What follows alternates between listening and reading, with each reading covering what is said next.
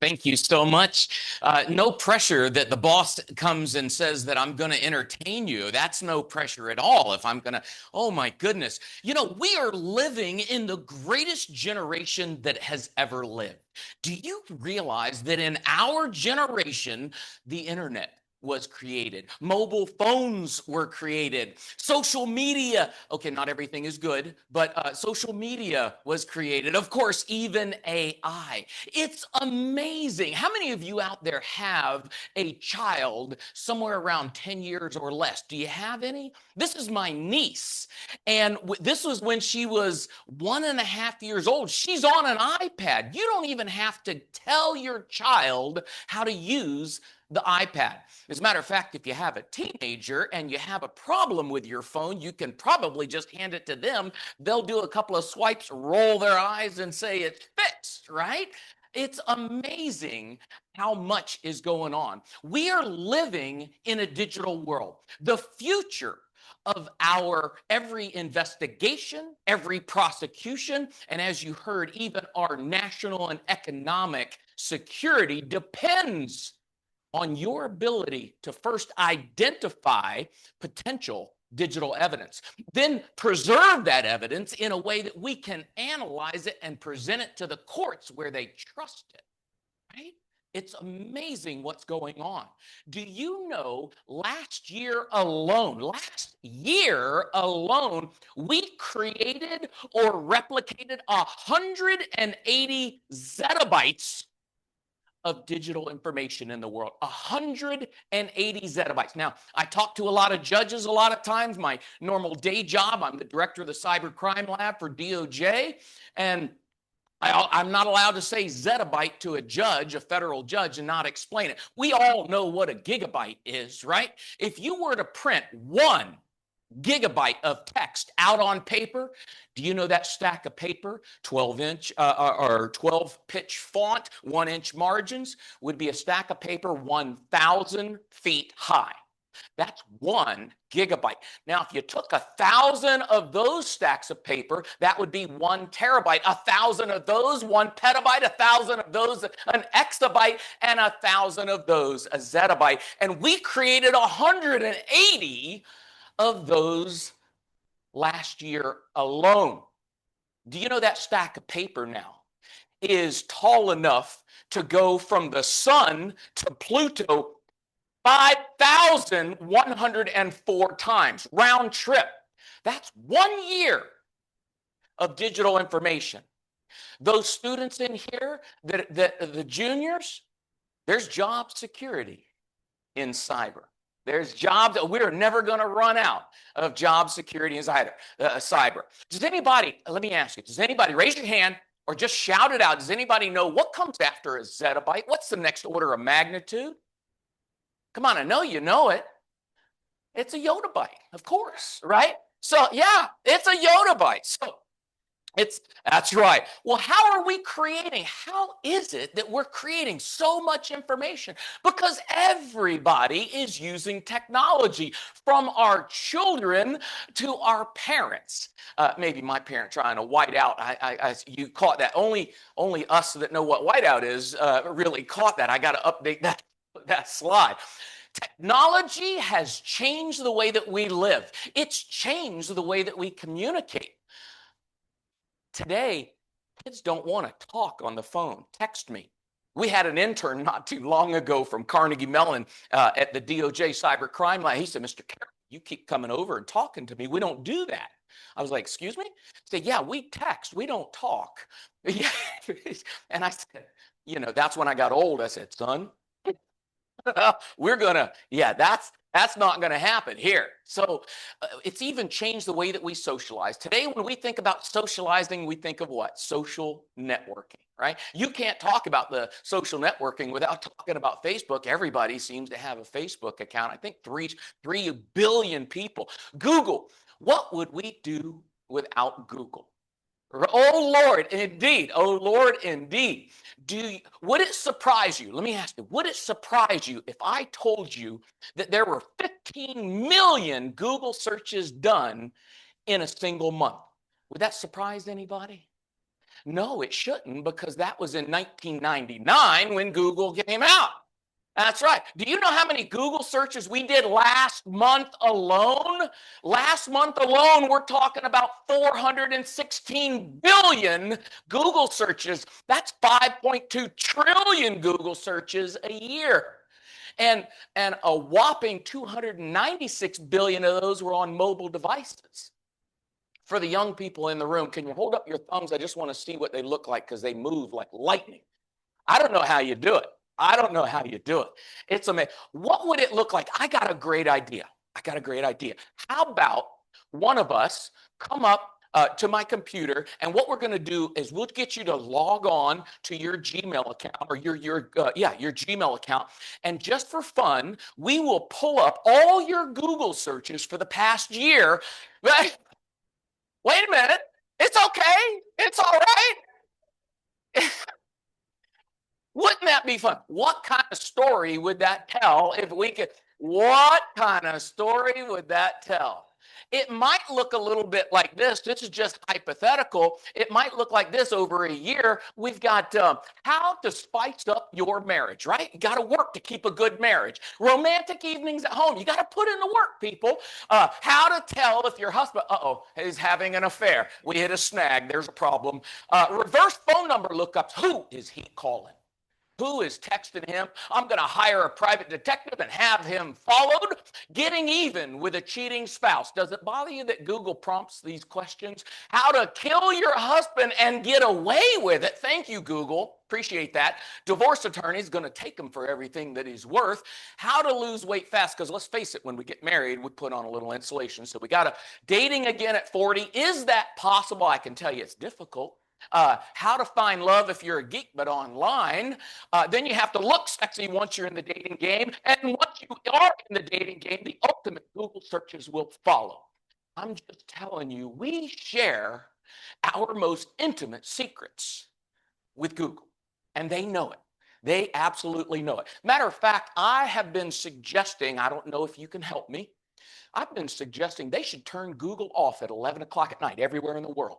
As the sun reaches 11, because there are no good Google searches after 11 o'clock at night. I can tell you. Yeah. They know it all. Right? The dog won't kiss me anymore. But and it's just so amazing. You know, I was looking at just different restaurants. This is where we're staying, right? We're right over in here at the hotel, and I was noticing, the Kingston waterfront. But do you notice something about this this Google map? Here, take a look at this. Let's zoom in right here. When I did that Google search last night, they said live right now, this is how busy it is at that location. You can click a restaurant, a coffee shop, and Google will tell you right now in Kingston, Jamaica, how busy is that coffee shop. How do they know that? Well, of course, they're using our phones. It's not just Google. I'm not picking on Google. The overarching goal of nearly every website in the world is to collect our information, to analyze what it is that we're doing, to manipulate our behavior, and ultimately to monetize your behavior. How many times have you been looking at a website, little black dress that you want to get, and then the next day you come in and what kind of advertisements are on Amazon and what kind of advertisements are on? That is the world we live in. There is something about the internet. Don't know what it is, but it gives us a sense of anonymity. It makes us say things and post things and do things that we would never do if our mom was standing right behind us. Wouldn't that be a wonderful world to live in if we all acted like mom was standing just over our shoulder, right? That's a beautiful world. But this is good for us because criminals are creating digital evidence about their daily activity. Terrorists are carrying phones, creating digital evidence about their daily activity. And so what we do, what we're learning in class right now is digital investigative analysis. And we say, what's the purpose? We were talking just today, right? We were saying, after all this technical stuff that we're doing, we're going deep into the registry and structured storage streams. But what is our ultimate goal? It's to tell a story. What happened on this device? What happened on this phone? That's our job. And I also told this story in class today. If somebody were to be murdered just outside of our hotel at the Hilton there, at the Rock, police would come and they put crime scene tape around it, and they take pictures and they interview people. Could the police come into the lobby and interview people in the lobby? Of course they could. Could they come into that hotel and interview every person in every room of that 12-story building? And the answer is, of course they could. Do they ever do that? No, just too much, too many people, too much information. Well, guess what? With digital, there are between 4 and 9 million digital artifacts on a Windows computer. Every Windows computer, 4 and 9 million. We base our investigation on witness testimony, and every one of those 4 to 9 million digital artifacts are all independent witnesses. Each and every one of those positively or negatively charged ions has a story to tell. And what we do is we analyze that evidence and we tell people the story of what happened on that device. The evidence shows they did this. We have to have an investigative mindset. It's not just pushing buttons.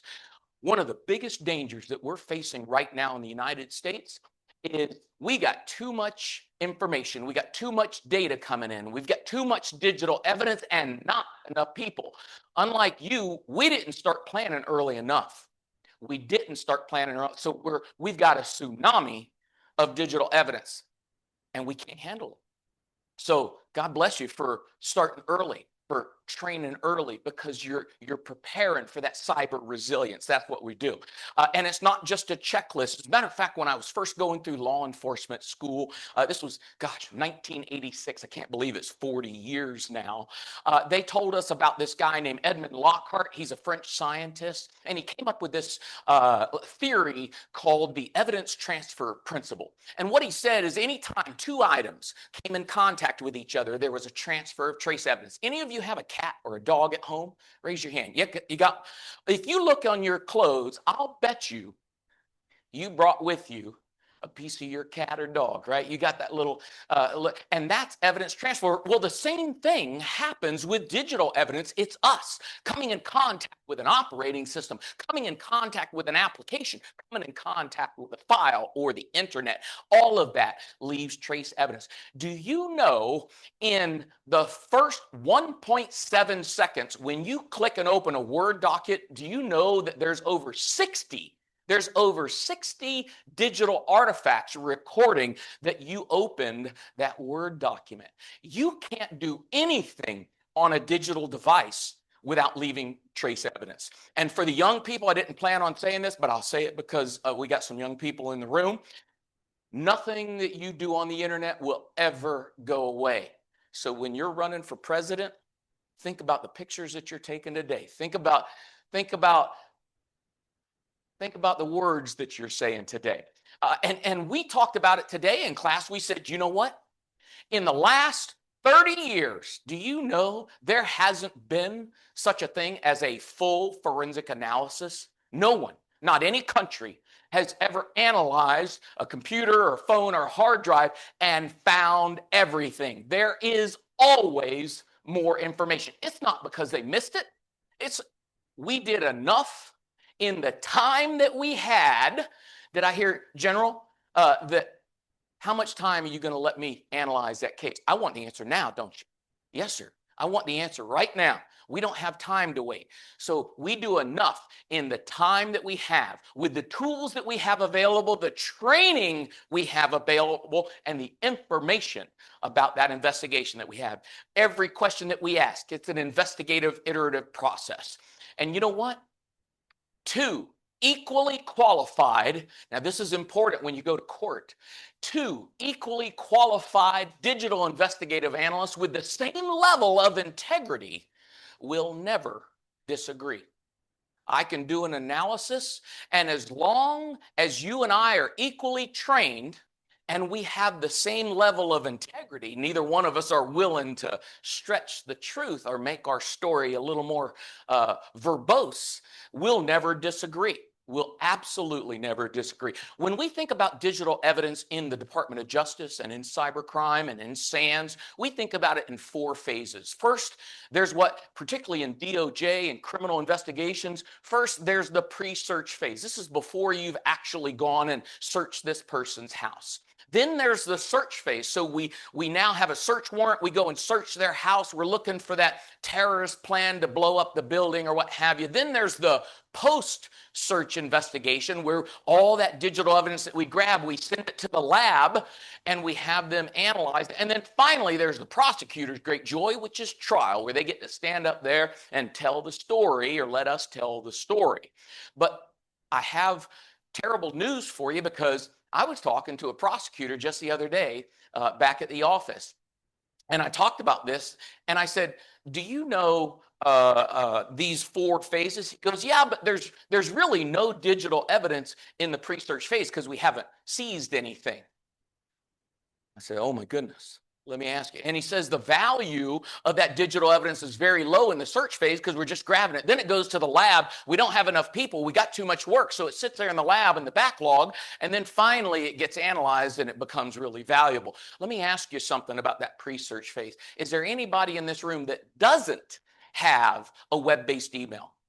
No, we all do. Does anybody have, I'm just curious, raise your hand for me. Does anybody have 3 web-based email accounts? Anybody got 3? You got 3? 3? Oh, you're being on. Okay. Anybody got 5? Anybody have 5? Well, okay, let's see. Who's got the most? Anybody got 6? Oh my goodness, 7? 7? I got a 7 here and a 7 there. Well, you know what? You two, first of all, you two are the hackers in the room. I'm going to give you a cybercrime lab lapel pin. Absolutely. So you get a cybercrime lab lapel pin for having the most number of email accounts. These, by the way, if you wear that everywhere you go, it'll help me track where you are. I'm kidding. I'm kind of kidding. But yeah, everybody's got web-based email accounts, social networking. Everybody's telling us what they're doing every day, who they're with, what they're eating, because somehow everybody wants to know what happened for breakfast, right? Cloud storage. This is the new threat. Everything. This is the old days. Everything's going back to the cloud. You might be old enough to remember the old dumb terminal days where all we had was that green screen. Everything was on the server. That's the way it is now. You take that picture, it's going up to the cloud. OneDrive, we were talking about OneDrive in class this week. And OneDrive, when I talked to judges, I said, do you know Microsoft is stealing our files?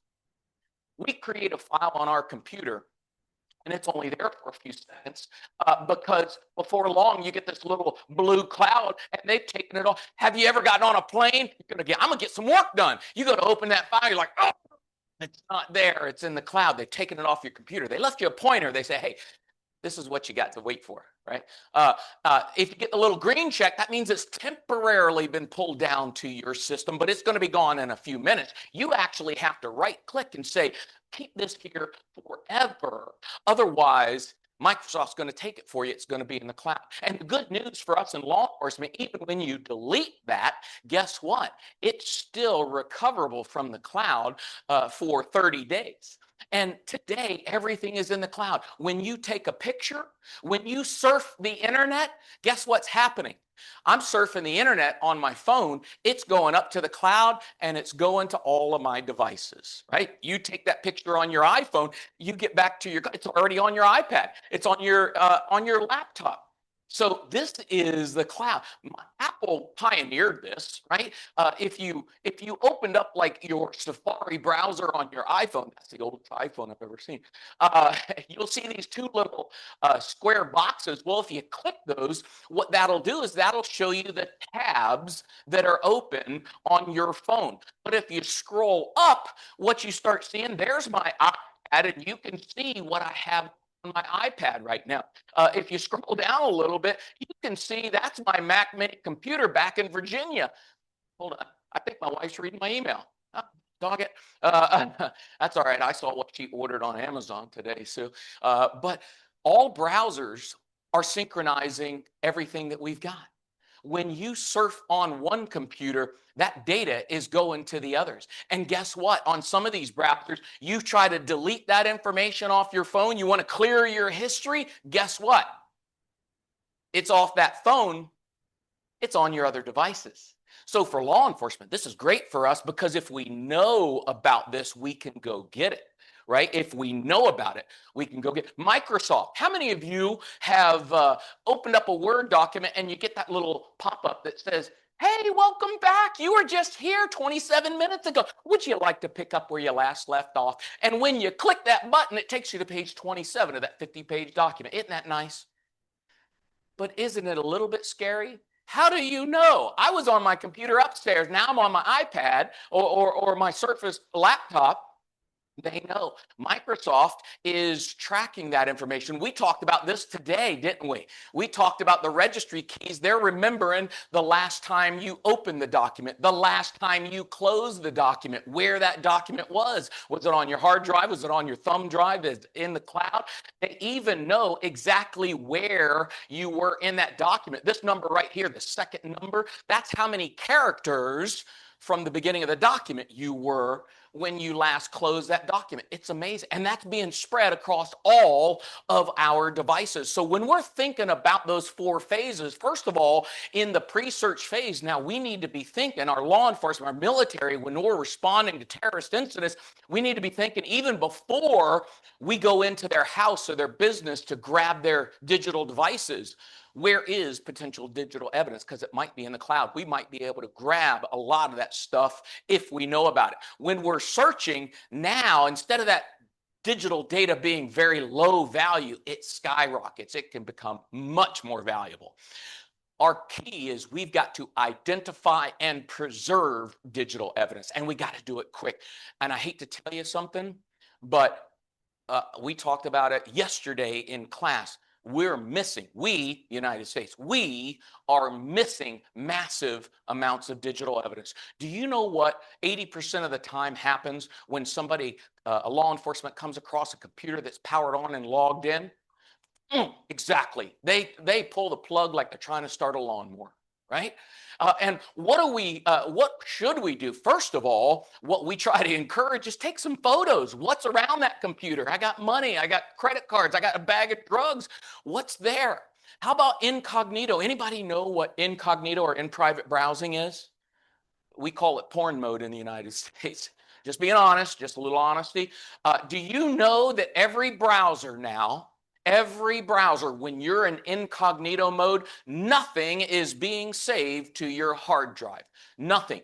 Everything that you do. Wouldn't you like to know that if you come in and see a computer powered on, that they're in incognito mode and they got a how to build a bomb Google search or DuckDuckGo search? So the first thing we need to do is document what's going on. But the second thing, before we pull that plug, what do we lose? RAM, yeah, that short-term memory. There's 2 types of memory on a computer. Long-term, that's a hard drive. You save it, it's there forever.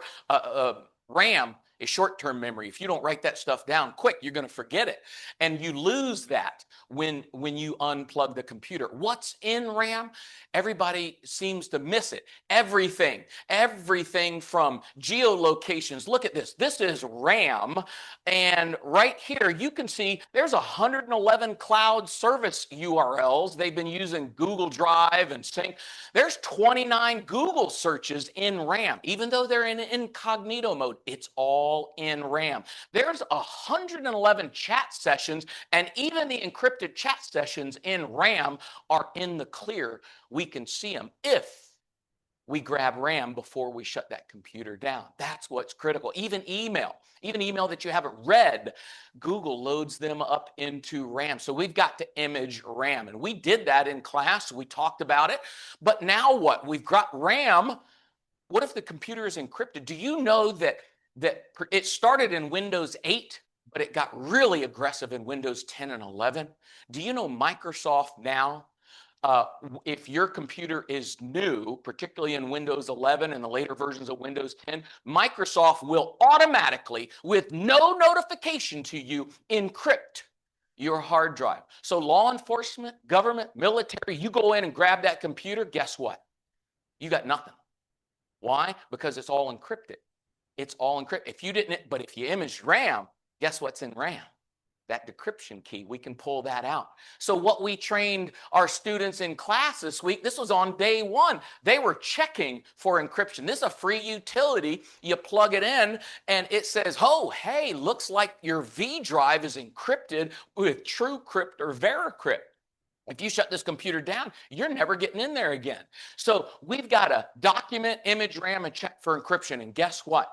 We showed our students Monday, we showed our students that even if you have an encrypted container, a VeriCrypt encrypted container with a super long password and a seed phrase or a seed image, that if we do a live logical image, we can get all of that encrypted data unencrypted. But only if we do a live logical before we shut the computer down. Shut that computer down, it's gone. And for the judges, just so that you know, that we get hash values. These are, we call it digital DNA. Hash values are digital DNA. And the reason why we call it digital DNA, it hashes the drive before we copy, hashes the copy, and we call that the integrity. Because we tell judges, look, we can create a hash value for a whole drive, a file, a folder. It puts it through this cryptographic mathematical algorithm. And if a good way of explaining it, if every letter on your keyboard had a numeric value, so capital A was 1, capital B was 2, little letter A was 27, even the special characters like the space bar, if they all had a numeric value, and if what we did is multiplied the first character by the second through that entire document, we'd get this really long number, and that's very much like digital DNA. And judges across the world trust DNA because the chances that two people, even identical twins, don't have the same DNA, there's a 1 in 1 trillion chance that two people in the world would have the same DNA. And so judge says 1 in a trillion, that's 12 zeros. Yeah, of course I trust DNA. If your DNA is at the crime scene, you were there. End of story. I don't have to ask any questions. The hashes that we use in digital evidence, we use, one is called MD5. Do you know the chance that two MD5 hash values, two documents that have the same MD5 hash, is 1 in 340 undecillion? That's 36 zeros. And we also use SHA-1 hash value because 36 zeros might not be enough. SHA-1, the chance that two files that have the same SHA-1 hash value is 1 in 1.4 quindecillion. That's 48 zeros. So if judges trust DNA, they certainly trust digital hash values. Hash values equal integrity. So we get that forensic image. Artificial intelligence, let me just tell you, you mentioned artificial intelligence, so I downloaded 2 files today. This is a serious threat to Jamaica. It's certainly a serious threat to the United States. Is an adversary doesn't have to come on your beach to take over your country. They don't have to do any of that. From a distance, they can cause riots in the streets. Imagine this. We got this going on right now in the United States. This was what I saw this morning. Take a look at this. You won't be able to hear it very well. NYPD, let's see if we can play this.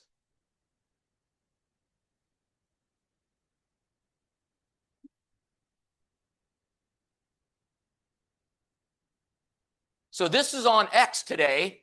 Now, if you zoom into this, look at that patch. Look at that patch. Now, let's just slow down for a minute and X-ray that. Look at the words on that patch. That's not real. That's AI. But guess what? How many people believe that NYPD is attacking ICE, that they're trying to throw them out? This is psyops. This is psychological warfare. They could start a revolution in Jamaica tomorrow with digital. Here's another one. This was another one I saw this morning. Take a look at this. ICE. We're above the law. Now watch him take this helmet off. Right? This is great. Look at this. First of all, his flag is backwards. That's not a real patch. Of course, when we come through and we take that helmet off, you can see that there's no way that helmet. This is all AI. Now, if we look into the background, this right here, that's supposed to say 1540 Broadway. right? That's what that's supposed to say, but AI doesn't know any better. They don't know that in 2013 they changed it to 1540. This sign right here, it's not a solid sign. It's digital. That's what it really looks like, but it's AI. And AI is getting better every week. We can't believe our lying eyes, right? Don't trust your lying eyes. We can't believe it. And without cyber professionals to analyze this digital evidence, to actually to dig through it, looking at EXIF data and looking at the computer, how was this created? What camera took it? How was it edited? And do you know, just one little thing for the students in here, when you save a file on your computer, you know it's never gone, right? When you think of a hard drive, you can think of a hard drive like a big book, right? And when you save something in a book, you've got a table of contents or a glossary. It tells you what's on each page. Well, with our hard drives, what we do is the pages are called clusters, right? And the cluster is the smallest unit that we can save data to. And those clusters are made up of sectors. And if I save a file and it doesn't go to the end of the cluster, this area here is called file slack. What's in file slack? Whatever used to be written there. As a matter of fact, if I save a file, let's say I'm a drug dealer, I'm a really good drug dealer, and I open up a Word document, I'm making a list of all the clients that I sell drugs to, what they like, what they don't like, how much I sell it to them, and I've typed 8 pages worth of my list of drugs, but I haven't clicked save. Where is that file? I see that 8 pages, I can scroll it. Where is it before I click save? Yes, it's in RAM. It's in, as soon as I click save, what happens, it goes to the table of contents, says, I got this list of drugs, where can I save it? Your computer's master file table says, oh, well, you can save that on page 68 through 75. That's now allocated space. The computer knows, don't touch page 68 through 75. I saved something there. Well, when you go to delete a file, whether, no matter how you go about doing it, all that is happening is it goes to the first character of the file name in the table of contents and erases just the first character of the file name in the table of contents. So according to your computer, nothing is down here on page 68 through 75. If we take our forensic tools and look for it, that file is still there. It's in what we call unallocated space. But can I ask you, not my students, you know the answer, but can I ask you, how long does that picture that you deleted remain on that hard drive? How long does that thing stay there in unallocated space?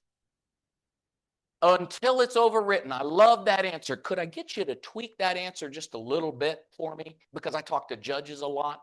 Can I get you to say forever until it's overwritten? Right? Forever, because you can continue to use that computer for another year, 2 years, if nothing writes on page 68 through 75.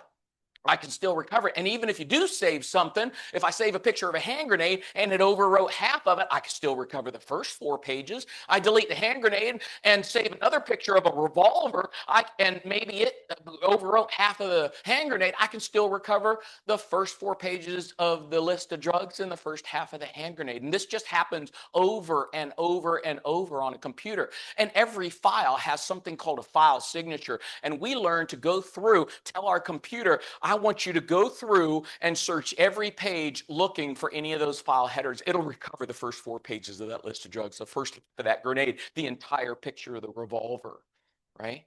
So files that are deleted are not ever gone until they're overwritten. Very good, until they're overwritten. So that's something. You have to actually overwrite that file before it is gone. That's just the fact of life. And so even if you format that hard drive, that data is still there. I just want to go through right now, because I know I'm getting close on time, so I want to respect your time.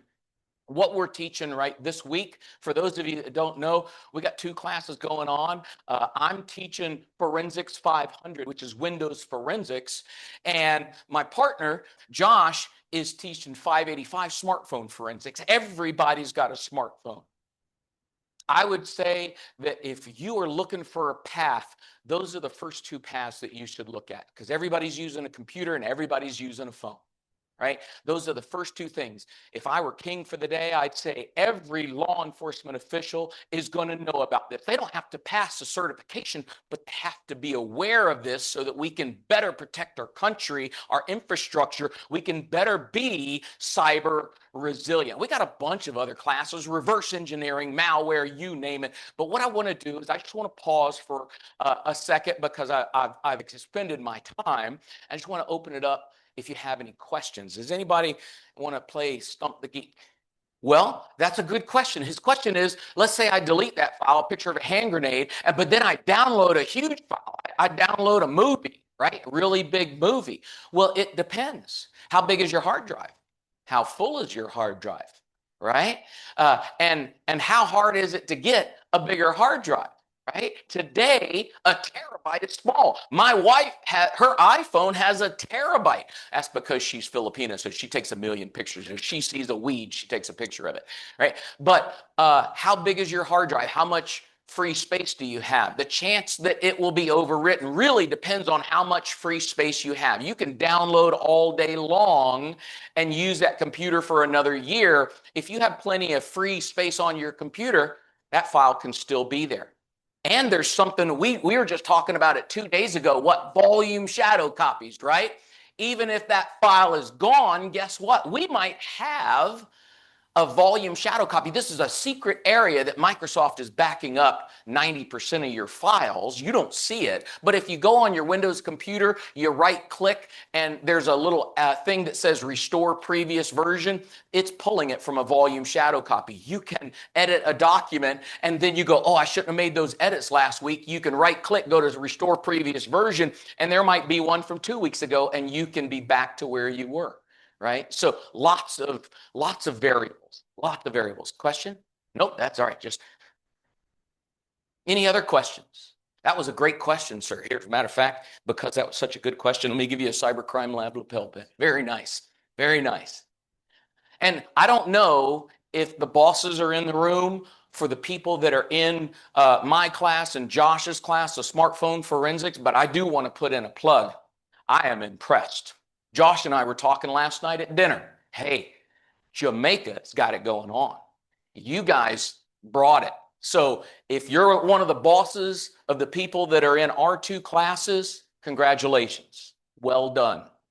But cyber resilience means you got to keep going. Got to keep going. Yes, ma'am. So my question is, we know that social media is the new social, right? Yes. And cyberbullying is a big thing where our students are concerned and just adults like you and me, right? Now, with these investigative tools, what I want to know now is when it becomes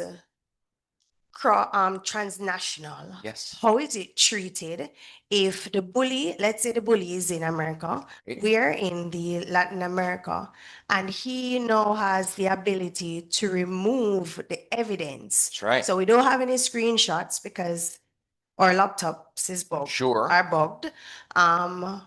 They delete the screenshots that we would have. That would be the basis of our evidence. Right. How would you treat with this as a cyber investigator? So that's a real challenge, and the reason why is because we got this thing in the United States, freedom of speech. Of course, we're drunk with freedom, but we cannot tread on freedom of speech. So even though they're being a cyber bully, we've got laws now about being a cyber bully, but it's got to fall within the letter of the law. But what I would do is I'd be going to that social media platform and asking if they have backups. Do they have a copy of that? Because they do. Even if they delete the post, there are still copies. If you haven't done this, I'd encourage you, go to Facebook. Go to Google and do a Google takeout or a Facebook takeout to download all of your data. It's not all of the data that they know about, but go do that. And if they created, even worse, if they created a fake Facebook account to cyberbully you, because some people are smart enough to say, I'm going to create a fake Facebook account and I'm going to say all kinds of mean things to you. You're bald, you're short, you're ugly. All true, but it still hurts my feelings. Did you know there's something called a machine ID cookie? A machine ID cookie that uniquely identifies that phone. And if you logged in to that fake Gmail account or that fake Yahoo account or that fake Facebook account with the same phone that you logged into your real account, guess what? That machine ID cookie says these accounts are connected. So these are some of the things that the students in class, in both of our classes this week, are learning. It's a chess game. I'll be honest with you. There's no guarantee. There's no guarantee, but it is a chess game. How good are they and how good are we? And we're learning in class about cyber resilience. And one of the ways you be cyber resilient is you don't think on your own. You're a family, you're a team, and you're not afraid to say, hey, I don't know. Hey, what's that registry key that remembers every network you connect to? He'll remember. I forgot. Right? So we got to work together. And I want to encourage you in Jamaica, make sure that you make this cyber training a family. I love the in-person. I'm really glad that you're doing it in person because it's making us a family. We're sitting next to each other. We're laughing together. We're having fun together. And when I leave, the police will still talk to the military going, hey, we were in class together. What was it? Hey, what do you think? Yeah. Right? And it's already happened. Yeah, it's already happened. So be a family. Talk together. Share your information. The biggest danger in cybersecurity is arrogance, is a lack of humility. The greatest attribute, when I'm looking to hire somebody, I'll tell you what, the number one attribute above technical skill, the number one attribute I'm looking for is humility. Will you admit what you don't know? It's okay. Nobody knows everything. Josh and I don't know everything. We're learning every day. Why? Because there's new operating systems, new patches coming out, new applications. Nobody can know everything. Admit it. Be humble enough to admit to yourself and your family. Because if you ask me, because you saw me up here talking and you say, hey, what's this question? And I BS you, I give you an answer acting like I know what I'm talking about, I've done you a disservice because you trust me right now and you think it's the truth. Be honest. Say, you know what? I'm not sure. That's a great question. Let me go check. Let me get back with you on that. There's no shame in saying, I'd like to double check. I think I know the answer, but you know what? Things are so variable. Things are moving so fast. Have the humility to admit what you don't know. And that's a tough thing in our world. But in cybersecurity, we have to. Or you're hurting not just yourself because you're too arrogant to learn and you're trying to pretend you know everything, and you're hurting your family because they think, well, I don't need to share my information with you. I don't need to tell you. You know that. Have you ever talked to somebody that while you're talking to them, they go, oh, yeah, right. Sure. Yeah. Hate that. Hate that. So be humble. Any other questions? Yes, ma'am. Oh, who asked that? I had a thing in. Thank you so much, man. So I heard the commendations for the participants of the training course that you are undertaking right now. And yes, kudos to all of you. I think you all deserve a round of applause. Well done. Well done. But for the benefit of those of us that are not actively learning this with them, could you share from what you've picked up from their knowledge, what you'd recommend as a starting point for focus as a country where it concerns cyber response, drawing back specifically to the fact that everything is now cloud-based? Yes. What is it that we can focus on, or if there's something we're overlooking, what should be our first point of focus as a country trying to respond to different cyber incidents? Now, I want to first say this is going to sound self-serving, and I don't mean it to be, because I created the forensics course. I created it back in 2007 when I was at the Department of Justice. I originally called it Computer Forensics for Prosecutors, and I went to SANS. One of my buddies worked there, and I said, this is what the community needs, not what we were teaching at the time. We used to be teaching something called Track 8, but he said, oh my God, you're right. I think the number one thing you need to know about is Windows forensics, because Windows is 80% of the computers out there. 80% of the computers out there is Windows. So doing Windows Forensics 500, that's going to give you some of the incident response. Now, you could go to 498, and all they're going to really talk about is incident response, the quick incident response. We're going to give you in 500, we're going to give you a little bit of the incident response, the critical stuff, and then we're going to move on. Okay, now you got it. Tell a story. Where do you look? What do you do? And how do you do it fast? So I would say Windows 500. But the second thing, and I can't say it would be the second, I'd say equal to the first, is there anybody in here that doesn't have a phone, a smartphone? I'd like to say, anybody got a flip phone? I got $100 if anybody got a flip phone? It scared me. He moved his hand. I was like, oh, damn, I just lost $100. But yeah, everybody's got a smartphone. So every single person that's in cybersecurity, I don't care if you're doing network security or you're doing incident response or whether you're military responding to terrorist acts, every single person needs to know about the forensics 585. You need to know about smartphone forensics, because just like with Windows, smartphone forensics is even worse, because every phone is encrypted. Every phone is encrypted, and that data is really volatile. And so I think smartphone forensics, everybody, and Windows forensics. Now from there up to your job, after you get that solid, because that's your 80%. That's your 80%. Then after that, you can specialize. Maybe, depending on what you're doing, maybe you go into malware, reverse engineering, if you like coding. I'm not really good at coding. It takes me 11 lines of code, and Josh will come up and wrote the same thing in one line.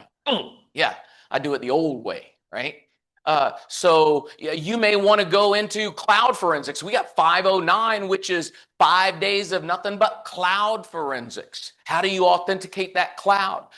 We got 508, which is amazing. And everybody in my 500 class, if you haven't taken 585, that should be your next class. And after you've got 500 and 585, 508, if you're doing intrusion, because that is the next logical follow-on that gets deeper into memory. We were looking at memory yesterday. We were looking at RAM and looking at emails and chat sessions and Google searches, but they go even further.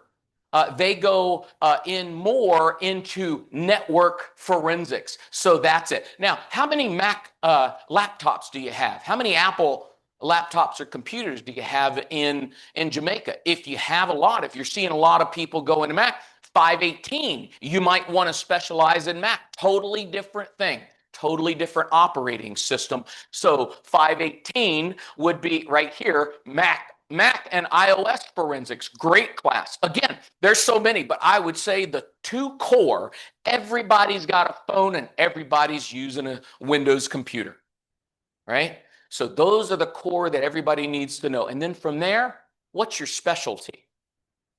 What are you going to do the most? How can you be the most valuable to your agency? Pick it and do it. Great question. Great question. You already got a pen. Okay. Well, anything else? I probably shouldn't take any more because I'm over my time, but you guys have been fun. I really appreciate that you laughed at my jokes in front of my boss. That really makes me happy. So thank you.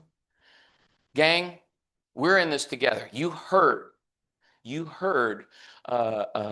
Ms. Shuttleworth say it's cyber resilience, it's global, there are no boundaries. I show you a picture of the internet, you can't find the United States, you can't find Jamaica. There are no boundaries. In a millisecond, someone from China can be in your bank. Someone from Russia can sow seeds of discontent and hate in your community for your own government. They can cause an uprising without ever stepping on your soil. The more you train now, and you need so many people. One of the biggest mistakes the United States has made right now, we give 100 new agents to, like, FBI. FBI, here's 100 new agents. What do? 90 of them are doing regular agent stuff, terrorism and blah, blah, blah. And 10 of them are doing cyber. They don't realize there is no crime that doesn't have a cyber element. I don't care whether it's rape, murder, terrorism. Every crime has a cyber element. That phone is documenting everywhere you are, what you're thinking, what you're feeling. Your watch is talking about your heartbeat as you carry that dead body to the beach and throw it into the ocean. Digital evidence is everywhere. You're preparing for the future, and you are cyber warriors preparing for the future, because that attack is coming. It is coming. So arm yourself, battle ready, get training. Knowledge is your armor that's going to protect your country, that's going to help you when somebody tries to put out an AI thing to make people revolt against the police or the military or the government. It's your knowledge that's going to help you quickly respond and show the country the evidence, the irrefutable evidence that this is not real. We got another country trying to destabilize ours. We need to stay together and work together as family. Be humble, work and talk with your brothers and sisters. Thank you so much for your time. I really appreciate it.